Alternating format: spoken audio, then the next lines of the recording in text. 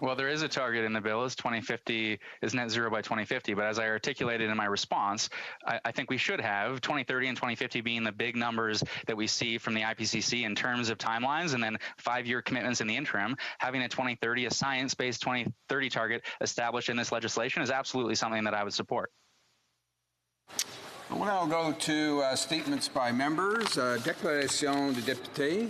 La première Our first statement goes to the honourable member, virtually, the member for Nanaimo Ladysmith. Thank you, Mr. Speaker. As Canadians prepare to buy holiday gifts for their family and friends, I urge them to think local and to shop local and support the local small businesses that support our communities. For some people, tomorrow is Black Friday. For others, it's Buy Nothing Day. I urge everyone to buy nothing from Amazon this holiday season. During this pandemic, Amazon earned massive profits, but they don't pay fair wages, and they haven't paid their fair share of taxes in Canada or anywhere else.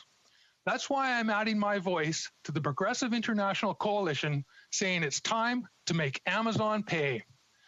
Mr. Speaker, after the shopping mayhem is over, what I really want people to think about is Giving Tuesday.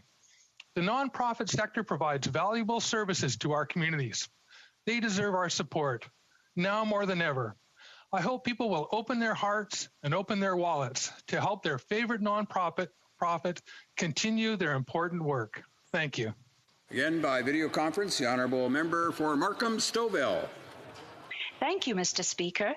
I recently visited Archaeology Alive at the Whitchurch Stouffville Museum, winner of the 2020 Ontario Museum Association's Award of Excellence in Exhibitions.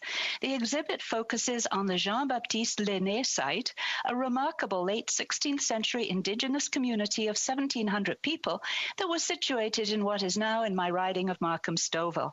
The exhibit was developed collaboratively with the Huron-Wendat Nation of Wendake, Quebec. Je remercie la nation. I want to thank the Huron-Wendat Nation for their knowledge and dedication to this exhibit. Indigenous communities will ensure that their histories are shared, so we will have a better understanding of the central role of Indigenous peoples in Canada's history. Congratulations to Whitchurch Stouffville Museum staff and curator Krista Rukashtai for an amazing tour of the exhibit. Thank you, Mr. Speaker.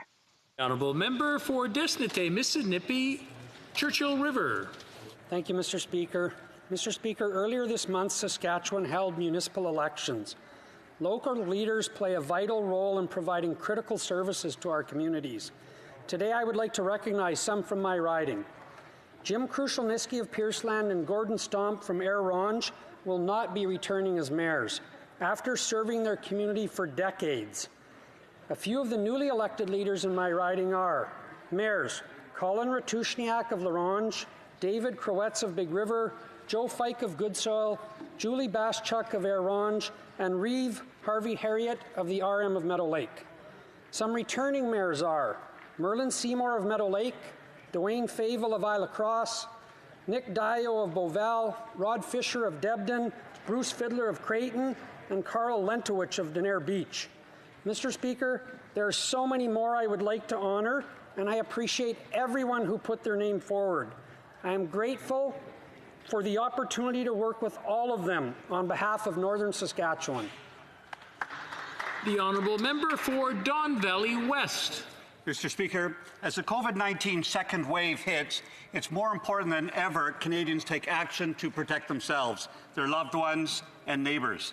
We know the drill. You wash your hands, practice physical distancing, wear a mask. But we can do more. We can be smart. The COVID Alert app works. It tells us when we've been close to someone who has tested positive.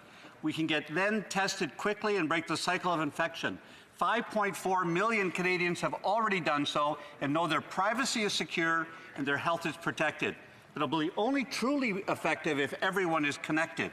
Recently, I initiated a friendly challenge with the great member of Parliament for Milton to see which one of our ridings can get the most COVID Alert app downloads.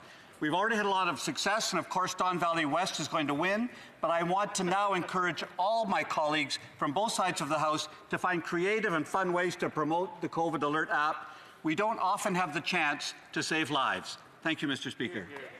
The honourable member for Abitibi-Témiscamingue. Thank you, Mr. Speaker. I pay tribute today the involvement and dedication of Ghislain Roy, who received on October 18th the Alexis Award for volunteerism.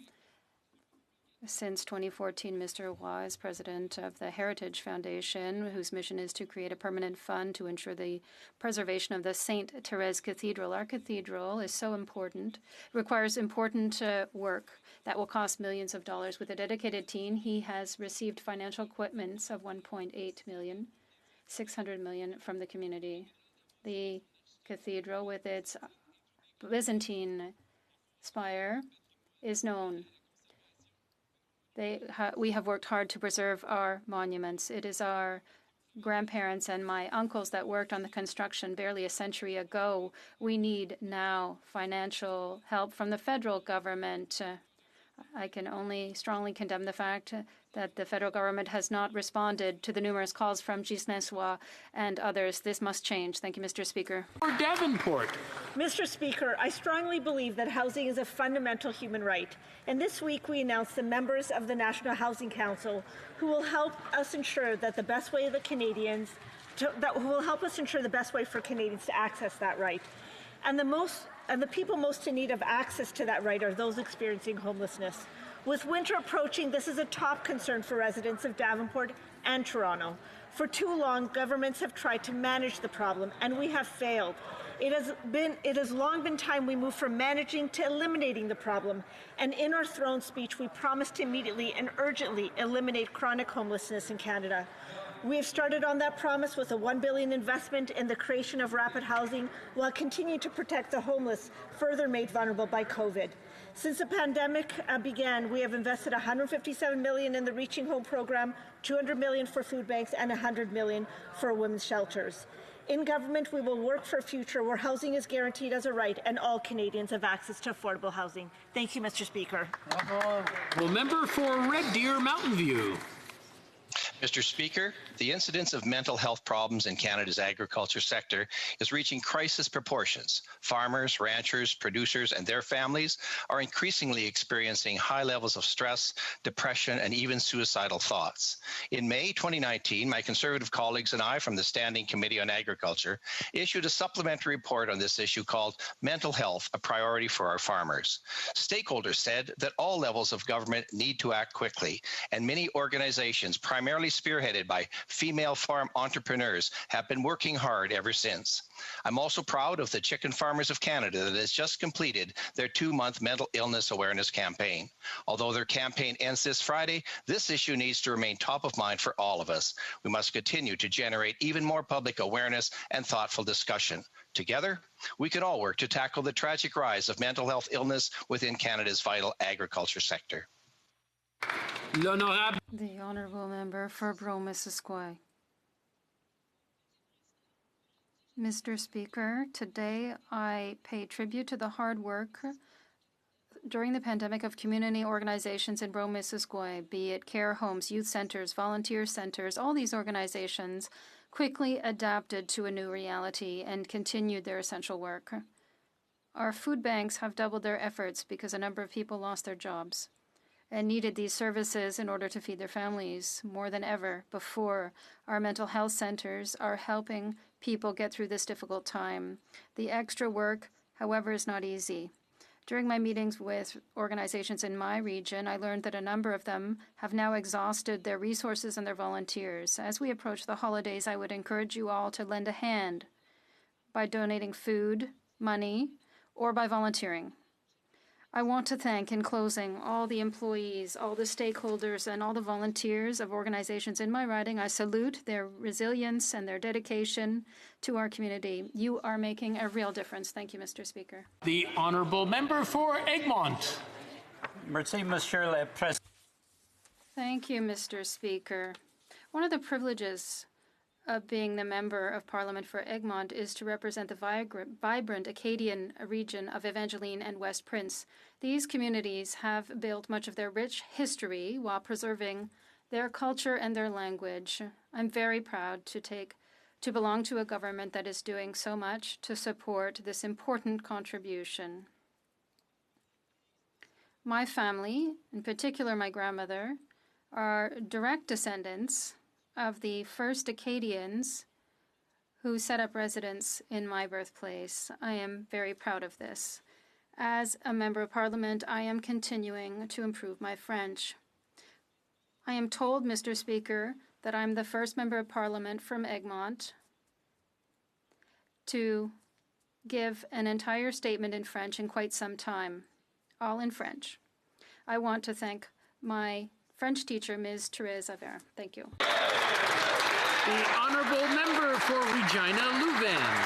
Mr. Speaker, I'm pleased to rise in the House today to congratulate Saskatchewan entrepreneur Murad El-Khatib for being selected as CEO Innovator of the Year by Globe and Mail for his incredible innovations in crop proteins. Known affectionately at home as the Lentil King, Murad's company AGT Foods exports their product to over 100 nations and has 29 manufacturing plants in 5 different countries. Murad and AGT have also donated enough food parcels to feed around 15 million people in Iraq, Syria, and other countries. Whether he's in the boardroom or coaching football, Murad has a heart of a champion. He strives for excellence in everything he does, and it shows in the business that he has built. Murad and AGT Foods continue to showcase not only the potential of Saskatchewan agriculture, but the power of Saskatchewan entrepreneurship. I'd ask my colleagues to join me in congratulating Mr. El-Khatib on this notable accomplishment and thank AGT Foods for their excellent contribution in Canada's ag industry. The honourable member for Parkdale High Park. Mr. Speaker, I've heard repeatedly from constituents and organizations like Park, Mainstay Housing, and Parkdale Neighbourhood Land Trust about the dire need for affordable housing. During a pandemic, the need to isolate safely is critical. Yet COVID-19 has exposed inequalities. Those who are marginalized do not have the luxury of safely isolating indoors, so tented encampments have popped up in Toronto, including in my community. To address this quickly, we've launched the Rapid Housing Initiative. It's a $1 billion program that will quickly build 3,000 new permanent, affordable housing units with $203 million dedicated to Toronto alone. Importantly, the RHI is targeted at the most vulnerable, people experiencing or at risk of homelessness. The program will rapidly develop new modular housing, convert non-residential buildings, and rehabilitate buildings that are abandoned or in disrepair. Personally, I've already commenced the work to ensure that the RHI will include saving and expanding rooming houses in Parkdale High Park, which helps so many in my community to stay safely housed. Mr. Speaker, housing is a basic human right. Each of us deserves a safe and affordable place to call home. Merci. The honourable member for Cloverdale Langley City. On August 24th, Professor Adoran wrote in Maclean's that the Liberals were dithering on vaccine procurement. He predicted that the vaccine would be coming to Canada a month late. 2 days later, I attended a Zoom meeting hosted by the Liberal member for Guelph for afternoon tea and spirits and a conversation with their COVID-19 experts. Panelists included Ashley Toot, Jeanette Como, Doug Manuel, top of the field. What a better opportunity for me to find out if the professor was right.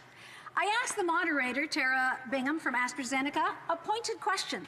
Has Canada pre-purchased any vaccine doses for Canadians from your company? She hesitated and then replied, I'm not a panelist, so I'll call you later. My heart sank. No answer said it all. The Liberals knew that Canada was at the back of the line 3 months ago. The Prime Minister says we won't get a vaccine in December like everyone else because we have no manufacturing capacity.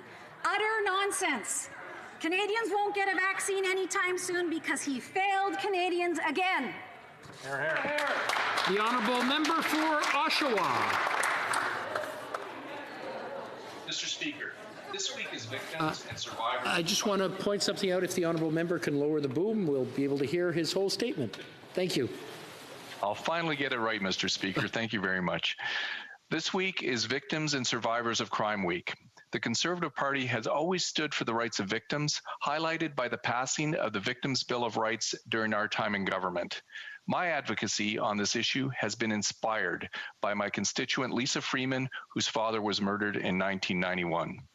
This current government has continually failed to address the concerns of victims, especially during COVID-19. Repeatedly, victims' rights advocates have had to push the government to ensure victims and their families are included in the parole board process.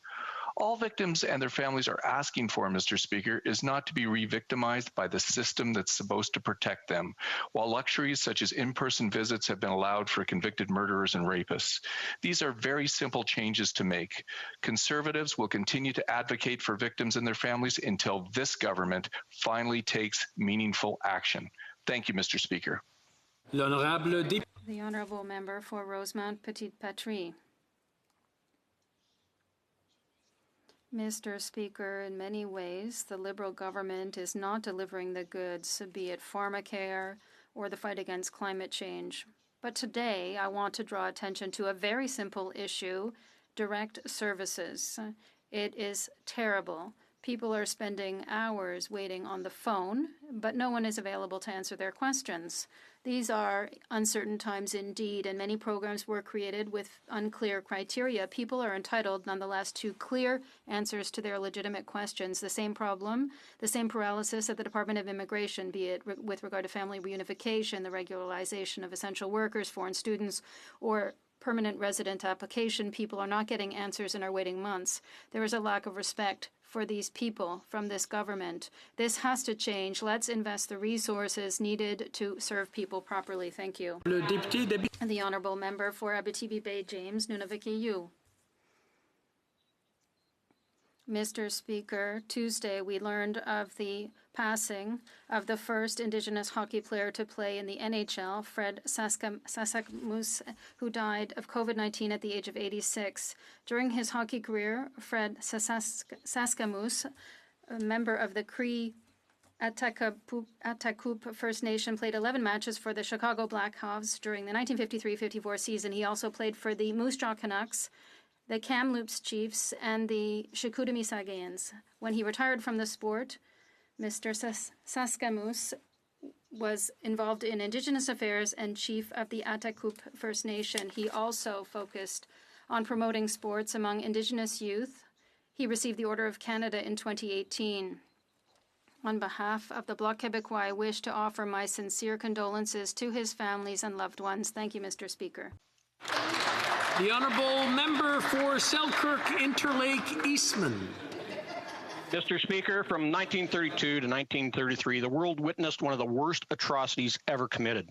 Over the course of 15 months, several million Ukrainians were slowly starved to death by communist dictator Joseph Stalin and his brutal regime in what is known as the Holodomor. Ukrainians who were living on some of the most fertile lands in Europe were robbed of all their food by Stalin and his thugs. This included their garden produce, livestock, poultry, and their crops. In one sadistic policy, the Soviets weaponized food and created a man-made famine. And what was their crime? They were Ukrainian patriots, proud of their language, culture, and faith. Stalin said, the death of one person is a tragedy, but the death of a million is a statistic. We must never allow Stalin's sad words to ring true. This Saturday, on National Holodomor Memorial Day, we remember every man, woman, and child who perished in the Holodomor and honor the survivors of this genocide. Vichnaya Pamyat, may their memories be eternal. The Honourable Member for Etobicoke North.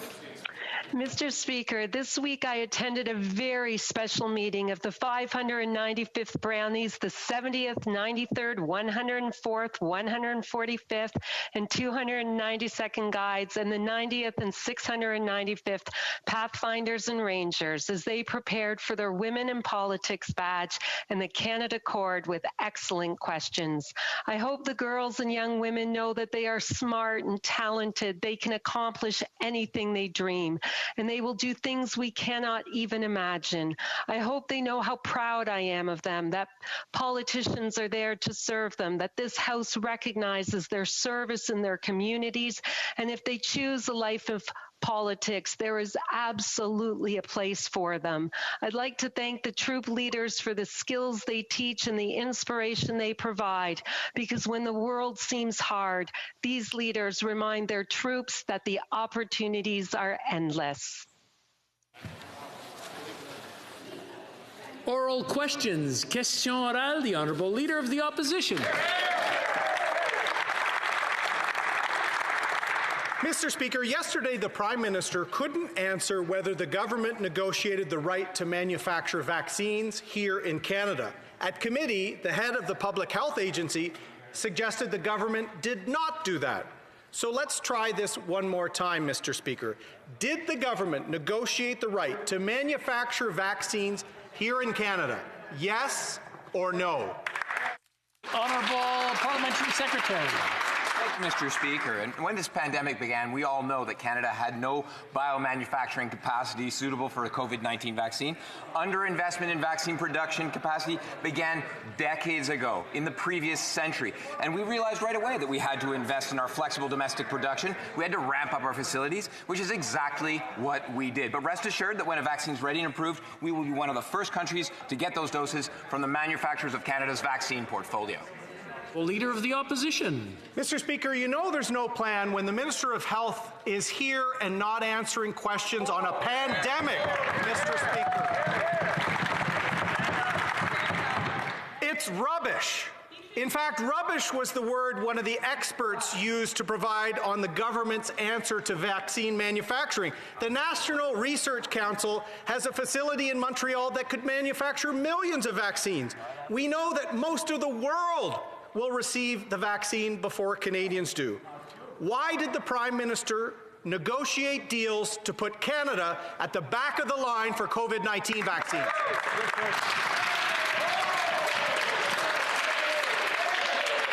Before we go to the Minister of Health, order. Before we go to the Minister of Health, I want to remind the honourable members that we are not to state whether someone is present or not. It's just part of the rules, and I am here to enforce them.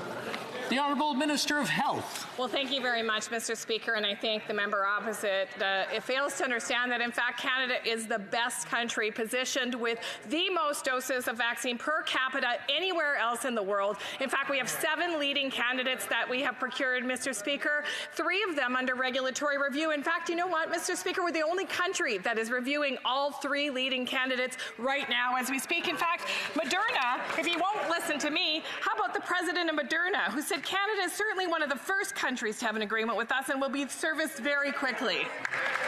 The Leader of the Opposition. Mr. Speaker, the robust portfolio they talk about ensures that Canadians will have the most vaccines in 2023, Mr. Speaker. Last night, the Minister for Intergovernmental Affairs gave 3 answers to the same question about when vaccines would be arriving. First, it was January. Then he said sometime in 2021. Then it was the first quarter, Mr. Speaker. In one interview, Canadians saw that the Liberal government has no plan when it comes to a vaccine rollout for Canadians. The question to the Minister is simple. On what exact date will the vaccine for Canadians be here? The Honourable Minister. Mr. Speaker, the member opposite is trying to confuse Canadians right now as we speak. In fact, what we know here on this side of the House is that we have worked incredibly hard as a government to procure 7 leading vaccines, Mr. Speaker, more per capita than any other country in the world. In fact, Mr. Speaker, 3 of them under regulatory review right now, the only country in the world to have those 3 simultaneously reviewed. I have to say, Mr. Speaker, the future looks bright for Canadians. I am proud of the work of my colleagues to make this happen. The Honourable Leader of the Opposition. Monsieur le Président, des milliers. Mr. Speaker, thousands of businesses have had to close their doors during the pandemic. Many Canadians have lost their jobs. When we heard the good news about a vaccine, Canadians saw a glimmer of hope once again. But this government has no plan for the vaccine, and we're the last in line to receive the vaccines. My question is simple. When will Canadians be getting these vaccines? The Honourable Minister. Mr. Speaker, Canada is one of the best countries positioned to receive the most doses per capita than any other country in the world. In fact, Mr. Speaker, 3 of the leading candidates under regulatory review right now, the only country in the world to be reviewing the 3 leading candidates. I have to say, Mr. Speaker, that when the president of Moderna, one of those 3 candidates, says Canada is certainly one of the first countries to have an agreement with us and will be serviced very quickly, that should give Canadians confidence that we're doing the job and we'll get it done. The Honourable Leader of the Opposition. To review, last to receive, Mr. Speaker. That's the record of this government. Le 23 octobre, les On the 23rd of October, the Ontario and Quebec health ministers wrote a letter to the federal government. a letter about vaccine planning, and they didn't get an answer. We know that more than 2 billion people throughout the world will be getting their vaccines before we do. Why is Canada going to receive a vaccine after many other countries do? The Honourable Government House Leader. Mr. Speaker, the Leader of the Opposition seems to be going fishing here. And I think he seems to be trying to lead Canadians astray.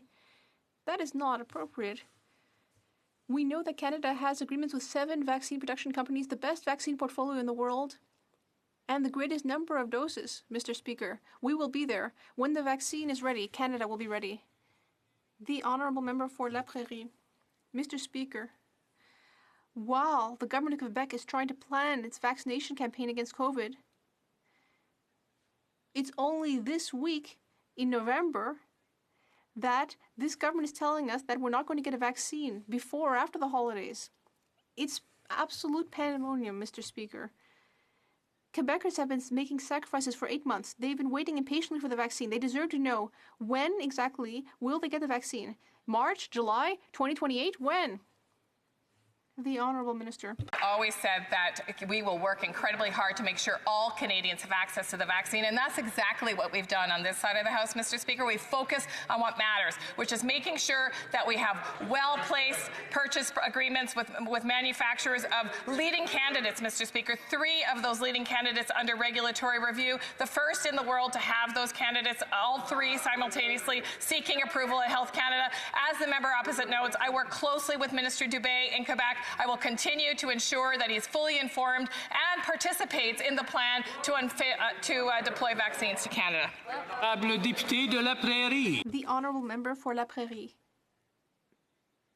Mr. Speaker, we know that there's a saying that's saying governing means planning. Well, this government doesn't seem to know that.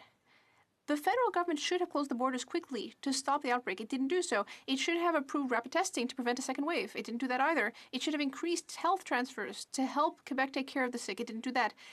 And now it should have obtained priority vaccines, but it didn't do that either. It's a monumental failure. A huge mistake. Could this government at least have the decency to answer the government of Quebec? When will we be getting a vaccine? The Honourable Government House Leader.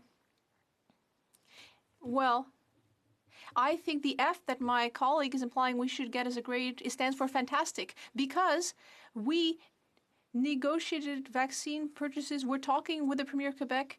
In fact, the Prime Minister will be talking to the Premier of Quebec this evening, and as we said earlier, we have agreements with the 7 companies producing vaccines. And those are being reviewed by Health Canada. And, Mr. Speaker, when the vaccines are ready, Canada will be ready. The Honourable Member for Burnaby South. The Prime Minister blamed the Conservatives for the fact that Canada can no longer produce vaccines. Well, it's not a surprise for anyone that Conservatives let down Canadians when it came to healthcare. But what does the Prime Minister have to say about 2015, 2016, 2017, 2018, 2019, and this year? Why is the Prime Minister making Canadians wait for a vaccine? The Honourable Parliamentary Secretary. Thank you, Mr. Speaker. In contrast to the other side, our government has been aggressively pursuing new biomanufacturing capacity. We've taken serious action since well before the pandemic. In our first mandate, we restored the ability for ISED to invest in life sciences. That had been pulled back by the previous government. And we've only accelerated our investments significantly since the pandemic with major investments in our manufacturing capacity, Medicago, the National Research Centre in Montreal. We're on our way to building a beautiful portfolio of vaccines. It will be delivered when Health Canada says they're ready. The Honourable Member for Burnaby South. Merci, Monsieur le Président. Thank you, Mr. Speaker. We're in the middle of the second wave of COVID-19. People are scared. But vaccine announcements gave people a bit of hope. But now, this Liberal government has not shared a plan with Canadians. What is the plan for delivering the vaccines? When will we receive the vaccines? What is the plan? The Honourable Minister of Health. Have the best portfolio in the world, more doses per capita than any other country. 3 of the leading vaccines under regulatory review, expedited, working in partnership with the Americans and the European Union so that we can share our data and approve those vaccines even more quickly. We have a plan, Mr. Speaker. We're working with provinces and territories at all levels. And let me remind the member opposite, they are actually experts at immunization. Every single year, they deploy immunization, as is their healthcare responsibilities. We'll be there to support them, including by providing the vaccines, Mr. Speaker. The Honourable Member for Chicoutimi-Le-Fjord. Mr. Speaker, this government is creating a smoke screen with its white paper. For 5 years, the Liberals have been talking about reforming official languages. But now, when it's time to act, we see that they haven't done anything. They haven't prepared anything. What have they been doing for the last 5 years in this file? They're flying by the seat of their pants, Mr. Speaker. A motion was unanimously adopted that asked the minister to table a bill on modernizing the Official Languages Act. We want to know whether the minister will be respecting that motion. The Honourable Minister of Official Languages. Mr. Speaker, my colleague has asked what we've done over the last 5 years. Well, we repaired all the mistakes made in this file by the Harper government. That's what we've been doing. And when I look at the current Conservative strategy, they're clearly trying to steal votes from the bloc. This is all about political maneuvering. It actually has very little to do with their real values on official languages, and it would never show itself in action. They would never take action on the file. Even the NDP, with the member for New Westminster Burnaby, recently stated that whenever the Conservatives are in government, Francophone rights are violated. The Honourable Member for Mégantic-L'Érable. Mr. Speaker, there are clearly divisions in the Liberal caucus. Some Liberal members, such as the member for Mont-Royal or Saint-Laurent, state that Bill 101 isn't necessarily a good idea, and that the decline of French is not actually happening. Now the Liberals are trying to postpone modernizing the Act. And now that they're being pressured, they're brandishing a white flag. Oh, I'm sorry, a white paper. Why? When is this government actually going to table a bill before this Christmas? The Honourable Minister. Thank you, Mr. Speaker. Well, there aren't going to be any surprises here. In the throne speech, we stated that we would be tabling a bill on modernizing the Official Languages Act. And we also have a goal to more broadly undertake linguistic reform, because French is a minority language in the country, and we are the first government to recognize that the French language is a minority in the country and requires further protection and promotion. And we will be doing that not only in Canada, as we have historically done for 50 years, but specifically in Quebec, and that's what we're going to do. The Honourable Member for Richmond-Arthabaska. Mr. Speaker, the minister can't even tell us when this legislation will be tabled, and now she's trying to preach to all the other parties in the House. I would ask her to show us that she's really going to do something to protect French. The government of Quebec and all parties in the National Assembly unanimously asked that the federal government respect Bill 101 in federally regulated businesses. So I'm giving the minister a chance to say here and now, very clearly in this House, so that all Quebecers hear her. I would like her to say that she agrees with this call from the government of Quebec. Does she agree, yes or no? The Honourable Minister. Mr. Speaker, as a government, we clearly understand the importance of the legacy of Bill 101. As an MP in my riding, when I meet with new arrivals to Canada whose children speak to us in French, it's remarkable to see the secondary schools in my riding with people from all over the world speaking French, the common language of Quebec. In the circumstances, we will continue to work with the government of Quebec, of course, and my counterpart in Quebec, Simon Barrette, we will continue to work with them, and we will be tabling a bill. We will, as we said, proceed with language reform. Nose Hill. Mr. Speaker, there's a difference between signing a contract for a vaccine and when the average person in Canada will actually receive it. Yes. So this week, we've heard from the Americans that in December, they're going to vaccinate 20 million of their people, and in January, 30 million, which means by the middle of January, the Americans will have vaccinated the equivalent of the entirety of the population of Canada. So I know that the minister will say she has a big portfolio. will 33 plus million Canadians be vaccinated at the same time that 33 plus million Americans are? The Honourable Minister for Health. Mr. Speaker, the member opposite knows that, in fact, we do have the biggest portfolio per capita in the world, and we do have a plan with the provinces and territories, and that we are working incredibly hard, including with our American and our European counterparts, to make sure that we're able to deliver vaccines to Canadians. We're going to stay focused on that goal, Mr. Speaker. We're not going to sow division amongst Canadians. We're going to ensure that we work together to protect Canadians and to move forward. We will get through this together. The Honourable Member for Calgary Nose Hill. Well, the minister talked about working with the provinces, but hours ago, the Ontario Health Minister said that that province is no longer expecting delivery of any vaccine in early 2021. Wow. On Friday, the government tabled projections that showed that 2,000 people, roughly per month, will die of COVID as we move forward. So in April, will the minister have to stand here and apologize to the families of 8,000 Canadians for the fact that they died because she couldn't roll this vaccine out? The Honourable Minister. Mr. Speaker, do you know what will help save Canadians' lives? If the member opposite and the Leader of the Opposition stop their members from sharing fake and dangerous news like the member from Lethbridge, the member from Carleton will stay focused on saving lives of Canadians instead of spreading conspiracy theories. And in fact, the member from Calgary Nose Hill is focused on keeping us together rather than pitting us apart, because you know what the virus thrives on, Mr. Speaker? It thrives on us working at opposite ends. We need to work together. We need to stay together. We need to support provinces, territories, and indeed Canadians, and that's exactly what this government has done since day one. Honourable Member for Calgary Nose Hill.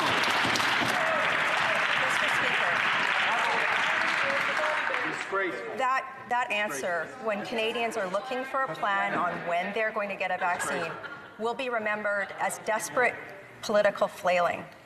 The question that I asked is one that's on the minds of every Canadian. It's at the heart of the mental health crisis in this country. It's at the heart of jobs lost in this country.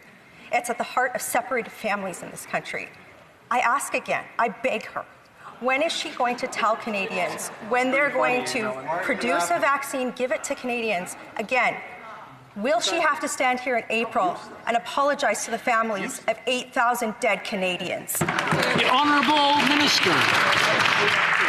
Mr. Speaker, my heart goes out to...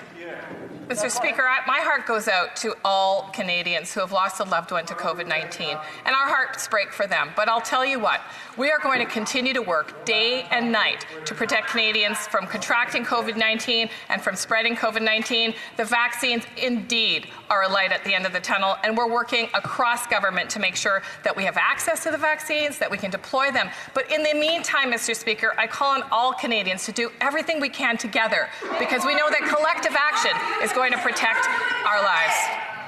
L'honorable député de The Honourable Member for Beauport-Limoilou. Monsieur le Président. Je m'excuse. I'm sorry. Let me just interrupt the Honourable Member. We will restart the clock.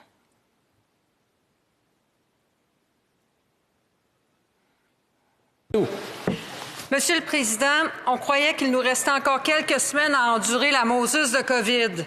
Les médias nous rapportaient que les pharmaceutiques avaient découvert un vaccin et que la production s'en venait.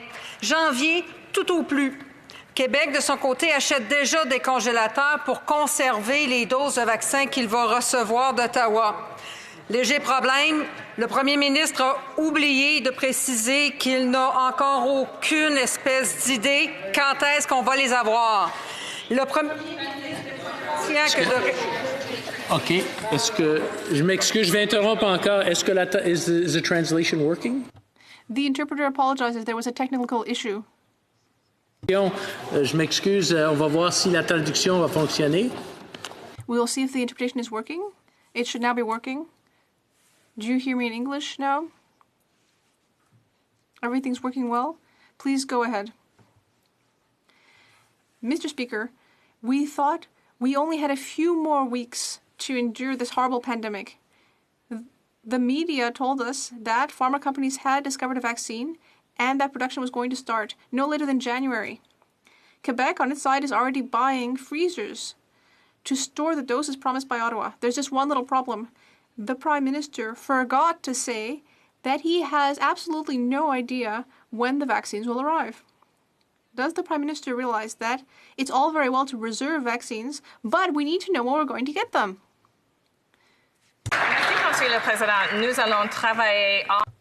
Thank you, Mr. Speaker.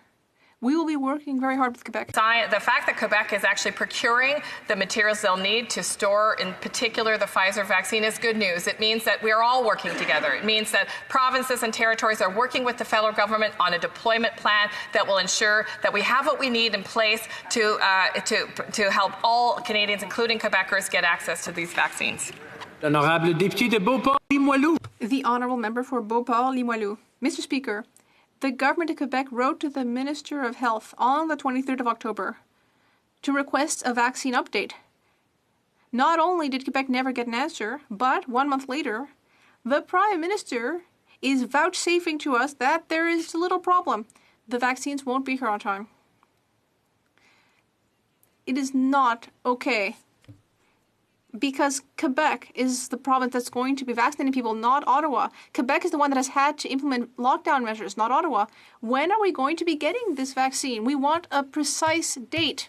Honorable Ministre. The Honourable Minister. Thank you, Mr. Speaker.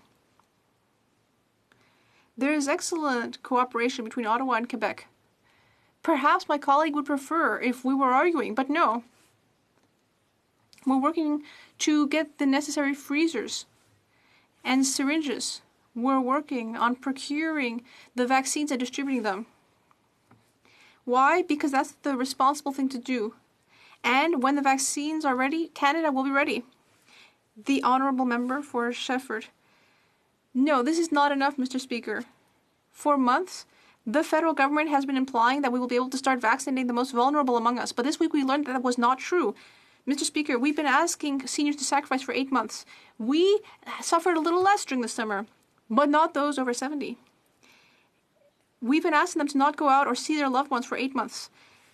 This is very bad news for them to learn this week that they're not going to get vaccines in December or in January. When will they be getting them, Mr. Speaker? They have a right to know. The Honourable Minister. The member opposite doesn't realize that, in fact, Quebec and Canada are working hand in glove to make sure that we're ready to deploy vaccines when they become available. In fact, the officials are working at their level. Ministers of health meet on a weekly basis, and people are planning. That's exactly why Quebec is moving to procure the kinds of devices they need. And we are also procuring, by the way, devices for provinces and territories. And, Mr. Speaker, we're purchasing the vaccines and we'll deliver them to provinces at no cost. That's true collaboration, Mr. Speaker. We'll be there for the people of Quebec. Honorable député de Charbot-Haute-Saint. The Honourable Member for Charlebourg-Haute-Saint-Charles. Mr. Speaker, how can we believe what the Minister or this government are saying? That infamous letter that the Minister of Health of Quebec, Christian Dubé, sent to our Minister of Health, there was never an answer. The Quebec Minister reported in the media that he never heard from the federal government. And now here we're hearing that there's great cooperation between the federal government and Quebec. That's clearly not the case. We can't believe that, given that there's a difference here. Can this minister tell us when she's going to call Christian Dubé? Health Minister. Mr. Speaker, Minister Dubé and I have had a conversation. We have spoken. Minister Dubé is a participant on the Health Ministers meeting, which meets every single week, Mr. Speaker, to confirm the work that our officials are doing together to ensure that we can deploy the vaccine when it arrives and to talk about a number of other pressing measures. I'll be there, Mr. Speaker, for Minister Dubé, as I was for Minister McCann beforehand. We'll continue to be there for the people of Quebec, and we'll work hand in glove. The Honourable Member. Thank you very much, Mr. Speaker. Can this minister explain to Minister Dubé why, with all the infrastructure in place to vaccinate Quebecers, why the vaccine won't arrive before 3 months from now, and even then only a small amount for only a few Quebecers? Why is it that Quebecers and other Canadians, why is it that they'll have to wait nearly a year to get a vaccine? Will the minister tell it to Minister Dubé in their next call? Minister. As the member opposite notes, we have the best vaccine portfolio in the world with the most per capita doses available to Canadians. In fact, 3 of the promising candidates are under regulatory review right now, expedited review, I might say. We're working with Americans, we're working with the European Union to share data so that we can very quickly review the safety data. And as soon as the vaccines are safe, we'll be deploying them with Quebecers and with all provinces and territories. The honourable member for Kildonan St. Paul. Australian Airlines Qantas declared this week that international travellers will be required to prove they have been vaccinated against COVID-19 before they are permitted to fly. If other airlines follow suit, thousands of Canadian families will continue to be separated from their loved ones abroad, while other countries with vaccines like the US and the UK are able to get back to normal. The Liberals have no rollout plan for vaccine distribution. Canadians are completely in the dark about this. Now Canadians could be locked out of international travel because of Liberal mismanagement. Simple question, what is the date that vaccines will be available to Canadians? The date. The Honourable Minister. As I've told the member opposite, and in fact the House, in fact Canada has one of the best portfolios in the world with 7 promising candidates. Mr. Speaker, more doses per capita than any other country. 3 of the promising candidates under regulatory review, Mr. Speaker, and a deployment plan that is being built with provinces and territories who, by the way, have expertise in immunization and are trusted partners in delivering on their responsibilities in healthcare. And Mr. Speaker, we will be there together to get Canadians through this. There is a light at the end of the tunnel, and I would encourage the members opposite to be on Team Canada. The honourable member for Vancouver Kingsway. On August 31, the Prime Minister said the National Research Council would be able to produce hundreds of thousands of vaccine doses starting in November and millions by the end of this year. Now, not 90 days later, he says Canada has no capacity to produce vaccines at all. Health officials also confirmed this government failed to negotiate the right to produce vaccines in Canada as other countries have done. This means Canadians will have to wait for vaccines. Can the Prime Minister explain his blatant reversal and why he didn't negotiate the right to produce vaccines in Canada? Well, Parliamentary Secretary. Thank you, Mr. Speaker. And I think that Canadians understand that before this pandemic began, Canada had no biomanufacturing capacity that was suitable for a COVID-19 vaccine. And we're not going to be taking lessons from the opposition on this, certainly not from the Conservatives, because it was them who sold out our industry at the time. The fabled crown jewel, Connaught Laboratories in the 1980s, went bye-bye, and so did so many others. It's because of these problems, even through the 2000s, where investments in the life sciences were taken away from ISED. We've had to recover territory over time, and these investments that we are making right now are only going to help as we bring forward our vaccine portfolio to the benefit of all Canadians. Well, member for London Fanshawe. Mr. Speaker, we are in the middle of the COVID-19 second wave. Young people across the country are once again feeling the brunt of its economic impacts. New Democrats successfully passed a motion this week calling on the government to reestablish a moratorium on interest on student loans. This will help struggling students who are facing economic hardships. When will this government introduce that moratorium? When will this government provide the support students need? And when will they turn their words into action? Honourable Minister. Thank you, Mr. Speaker. Throughout the pandemic, we've put in place significant measures to support students, and our government will continue to make significant investments in students and in young Canadians. To help students get through this difficult time, we put in place a 6-month moratorium on student loan payments, helping over 1 million young Canadians. For students who began resuming their repayment, we put in place measures to help them with their loans. Under the Repayment Assistance Plan, borrowers only pay what they can afford and only start repaying their loan when they earn at least $25,000 per year. We've also doubled Canada student grants and will continue to be there for students, Mr. Speaker. Honourable member for West Vancouver, Sunshine Coast, Sea to Sky Country. Mr. Speaker, since the beginning of COVID-19 pandemic, our government has been there to support Canadian workers. More recently, we've transitioned from emergency supports to a more flexible EI system and a suite of recovery benefits for Canadians that are not eligible for EI and are sick or self-isolating or need to provide care for a child, family member, or dependent. Now that we're in the midst of the second wave, some jurisdictions have already announced an extended winter break for students to curb the spread of COVID-19. Can the minister confirm that parents who cannot work because they must care for their child or a family member will be supported through the Canada Recovery Caregiving Benefit? Honourable Minister. Mr. Speaker, I'd like to thank the member for West Vancouver, Sunshine Coast, Sea to Sky Country for his important question. The answer is yes. In situations where schools are closed for an extended period of time due to COVID-19, workers who have to take care of a child under the age of 12 or a family member who needs supervised care would, of course, be able to receive the Canada Recovery Caregiving Benefit. This is there to support workers, Mr. Speaker, $500 a week for 26 weeks. We will be there for parents, we are there for workers, and we'll continue to be there for Canadians. The Honourable Leader of the Opposition. Mr. Speaker, tempers are flaring in the Commons today because we're in the second wave of a pandemic. People are getting sick, businesses are struggling, and Canadians are seeing millions of citizens of other countries getting vaccines in the coming days and weeks, and this government won't even answer a question on when we will see them in Canada. They talk about a Team Canada approach, but let's remember, Mr. Speaker, when we asked in January about flights from China, they called us intolerant. When we asked about masks, they said masks weren't important. When we pushed for rapid tests, they blamed the provinces. Now we ask about reviews, vaccines, they say we're reviewing, not receiving. When are Canadians going to see the first vaccine? The Honourable Minister.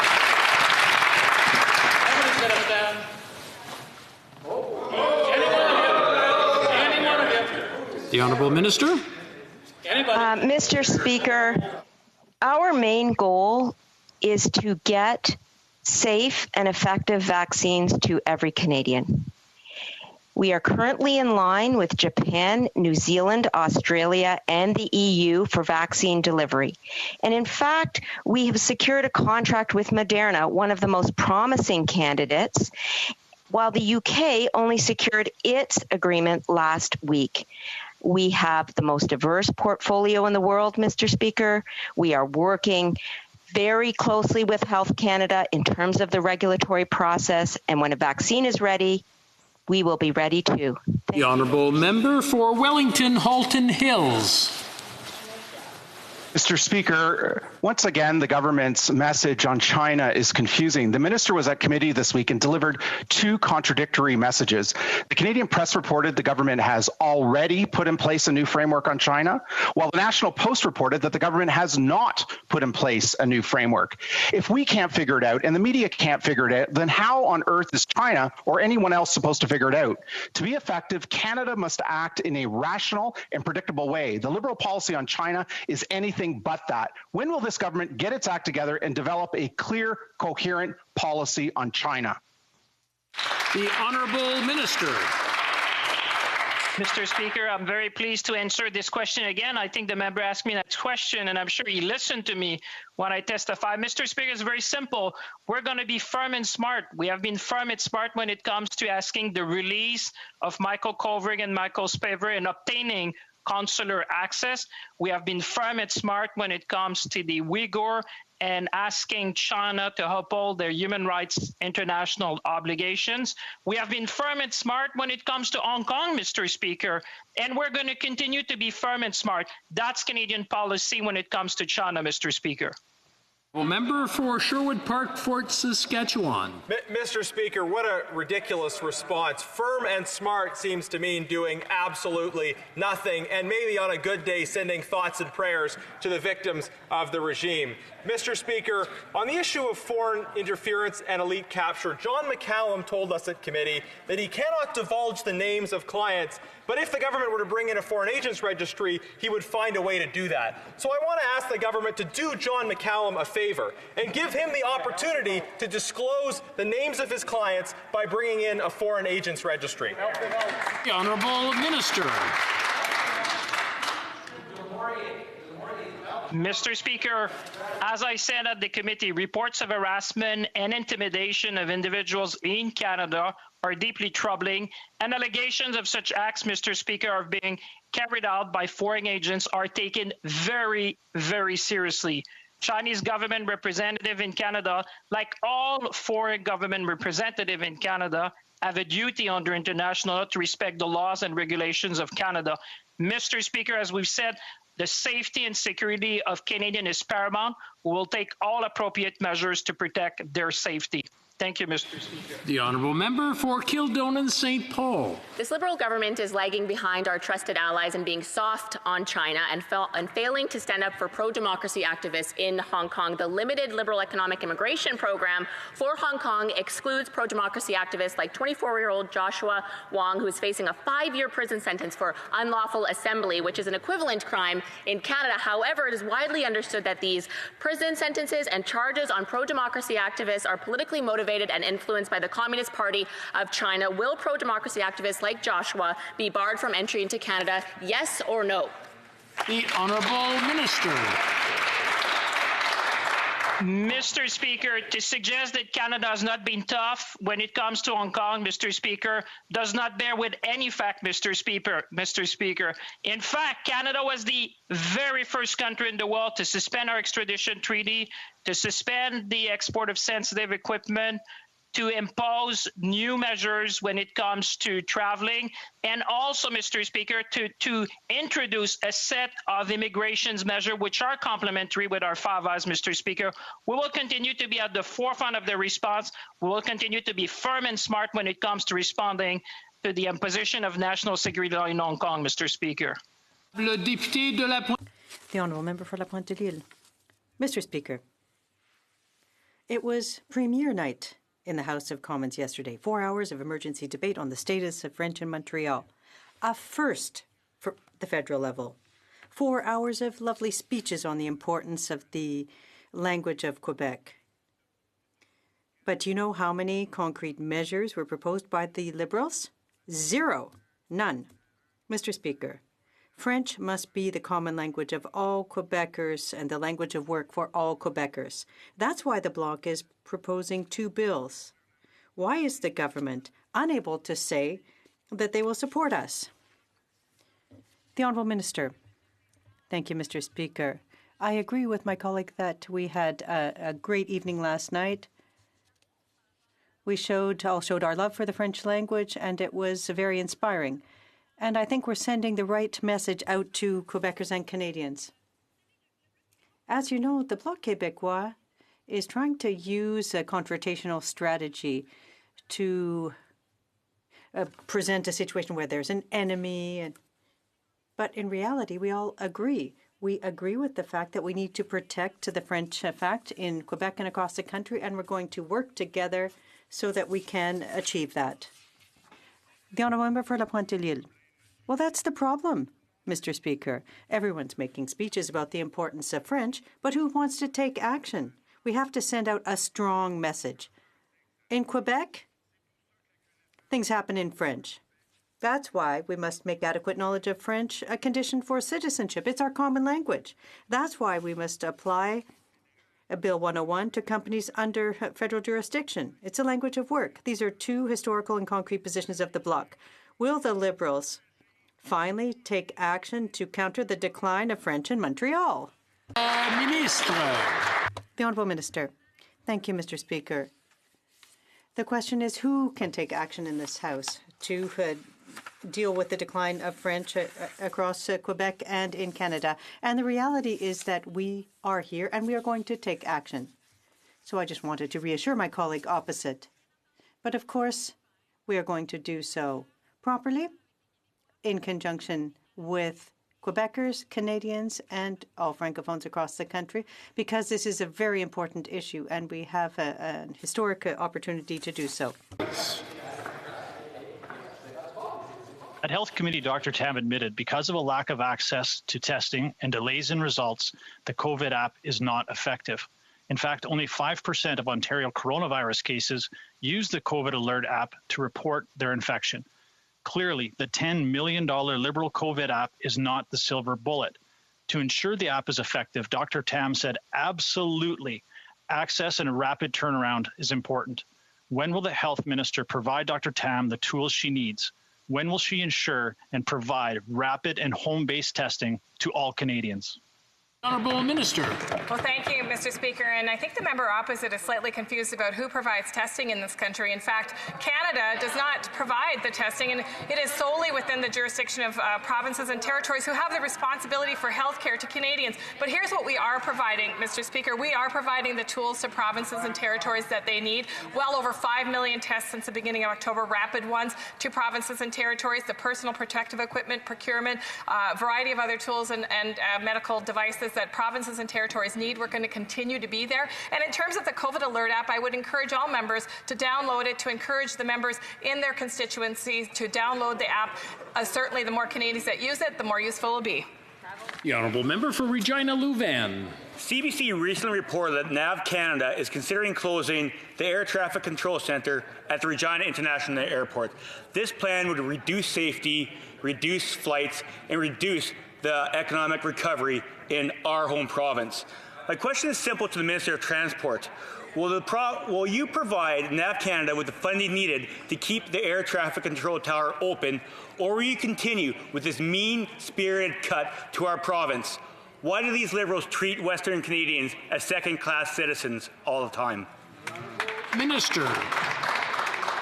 Mr. Speaker, I want to reassure my colleague that when NavCan does an examination of service needs across the country, it does so with safety in mind. And I also want to reassure him that Transport Canada will also be examining any proposed plans. The reality, of course, is that the number of aircraft in the air has diminished drastically in the past few months, and an organization like NavCan has a responsibility to make sure that it has the proper service level needs, and that's exactly what it's doing at this time. The member for Regina Wascana. Mr. Speaker, various news outlets are reporting that NAV Canada is planning to shut down the air traffic control towers at airports in Regina, Windsor, Prince George, Whitehorse, Fort McMurray, and Sault Ste. Marie. Air traffic control towers provide vital, real-time information to pilots about weather conditions and runway traffic, the loss of which would put the safety of Canadians at risk. Will the government commit today that there will be no closures of air traffic control towers? The Honourable Minister. Mr. Speaker, NavCan is our air traffic controller and has a worldwide reputation for safety. In fact, an enviable record of safety. As my honourable colleague will probably know, about the 2/3 of the number of aircraft that were flying in 2019 are no longer able to fly because of the COVID pandemic. So the number of aircraft in the air has been considerably reduced, and NavCan has a responsibility to evaluate the service level needs across the country, and Transport Canada will be there to oversee it. Thank you. L'honorable député. The honourable member for Bourassa. Mr. Speaker, this week, the government issued calls for proposals for 3 programs: the Black Community Entrepreneurship Program, the Community Multiculturalism and Anti-Racism Support Program, and the Program Initiative to Support Black Communities in Canada. I'm happy to see the government taking these measures to help Black communities, in particular, to fight discrimination. Can the Minister for Small Businesses tell us about the importance of these programs? Ministre. The Honourable Minister. Monsieur le Président, Mr. Speaker, Black entrepreneurs make an important contribution to our communities and to the economy in Canada. This week, I announced the launch of 2 of the 3 pillars of this first-ever program in the country. Applications are now open. We recognize that systemic racism also exists in the business world and that we need to combat it. We are proud to implement these important programs. Member for Calgary Centre. $16 billion. That's the amount that Canadians didn't receive last year as a result of the discount for our most valuable export product, Canadian oil.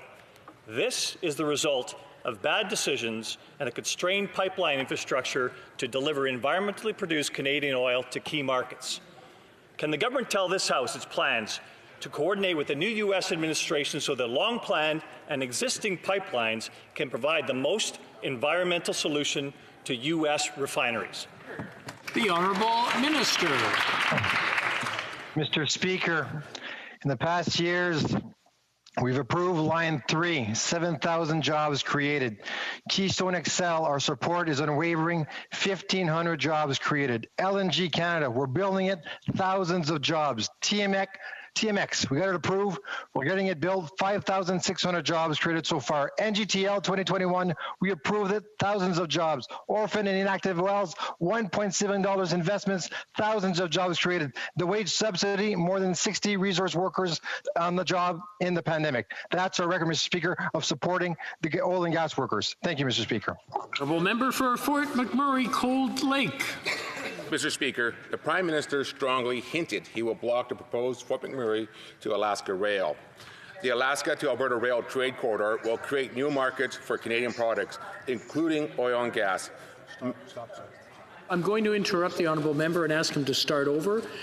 Someone has their microphone on remotely. I would ask everyone to mute their mic if they're not asking or answering a question. Very good. The honourable member for Fort McMurray, Cold Lake, please start over. Mr. Speaker, the Prime Minister strongly hinted he will block the proposed Fort McMurray to Alaska rail. The Alaska to Alberta Rail Trade Corridor will create new markets for Canadian products, including oil and gas, mineral extraction, agriculture, and food security in the north. Does the Minister of Infrastructure agree with the Prime Minister's musings on the ATA rail proposal? The Honourable Minister. Mr. Speaker, we have not yet received an application, and we cannot review an application that we don't have. So this government supports the good projects, and we know they only get built after they've gone through a fair and thorough review process. That's how we're going to prove TMX and the Line 3 replacement pipeline, creating thousands of jobs. Merci, Monsieur le Président. The honourable member for West Nova. Thank you, Mr. Speaker. It's been 7 months since the worst mass murder in Canadian history sadly took place in our province of Nova Scotia. The families of victims continue to call for information into this tragic event. The report of the inquiry is only due in 2022, and in the meantime, families are having to fight and beg this government for answers. Mr. Speaker, this week marks the 15th Federal Victims of Survivors of Crime Week. Will the Minister of Public Safety commit to provide an update to the families before Christmas and respect their right to information as protected by the Canadian Victims' Bill of Rights? Honourable Minister.